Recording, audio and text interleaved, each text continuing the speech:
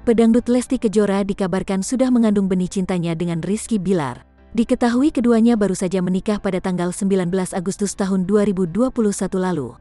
Kabar hamilnya Lesti Kejora ramai diperbincangkan warganet di Instagram karena melihat unggahan foto istri Rizky Bilar yang terlihat perutnya membesar diduga sedang hamil. Warganet hanya kaget melihat foto tersebut.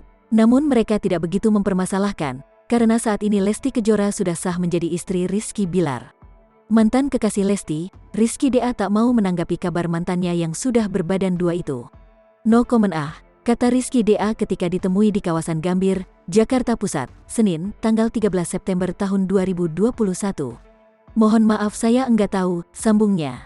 Pria 24 tahun itu memastikan tidak pernah menanyakan kabar kepada Lesti mengenai sang mantan yang sudah berbadan dua itu.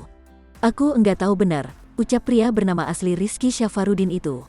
Rizky DA mengatakan ia tak mau membicarakan mantan kekasihnya, Lesti Kejora mengenai kabar burung yang belum tentu kebenarannya.